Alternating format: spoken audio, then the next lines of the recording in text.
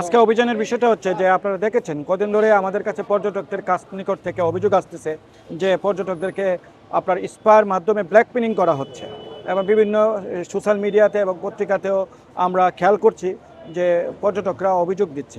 এই আলোকে আমরা বিষয়টা প্রাথমিকভাবে ইনকোয়ারি করে দেখা যাচ্ছে যে অনেকে লজ্জায় হয়তো বলছেন না বা দেখাচ্ছেন না, বাট ওনারা আমাদেরকে নাম পরিচয় গোপন রেখে জানিয়েছেন।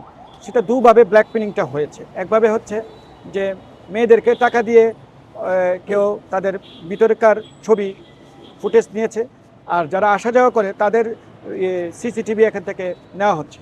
তো এটার চক্র ইনডোর এবং আউটডোর। তো এই আলোকে আমাদের এরকম একটা অব্যবস্থাপনা চলতে পারে না। পর্যটকদেরকে ব্ল্যাক পিনিং আমরা টুরিস্ট পুলিশ বরদাস্ত করিনি এবং করবো না। আমার পর্যটক যদি এখানে আসে, এখানে যদি স্পা করায়, থেরাপি করায়, সেটা ভিন্ন বিষয়। বাট স্পার আড়ালে অনৈতিকতা তো রয়েছেই, মাদকের আড্ডাখানা, তারপর হচ্ছে আপনার ব্ল্যাক পিনিং, পর্যটককে হয়রানি করা, পর্যটকের ব্যক্তিগত জীবন নিয়ে টানাটানি করা, এইগুলি আমি মনে করি নেগেটিভ ট্যুরিজমেরই নামান্তর। এই আলোকে টুরিস্ট পুলিশের আমাদের যে রেগুলার অভিযান, সেই অভিযানের একটা অংশ, সেই অংশ হিসাবে কারা এই ধরনের ব্ল্যাক পিনিংয়ের সাথে জড়িত তাদের মোবাইলগুলি চেক করা হবে এবং তাদের সিসিটিভিগুলি চেক করা হয়েছে। এই আলোকে সন্দিগ্ধ যারা জড়িত থাকতে পারে বা জড়িত আছে তাদের 16 জনকে আটক করা হয়েছে, বাকিদেরকে আটক করা হবে।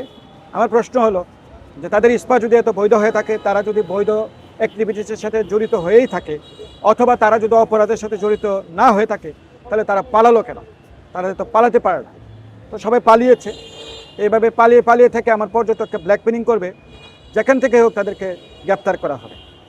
আর তাদের ট্রেড লাইসেন্সের ব্যাপারে যেটা বললেন, এরকম ট্রেড লাইসেন্স আমি শুনিনি। আমি শুনেছি হচ্ছে পার্লারের বা স্পার কোনো ট্রেড লাইসেন্স নেই।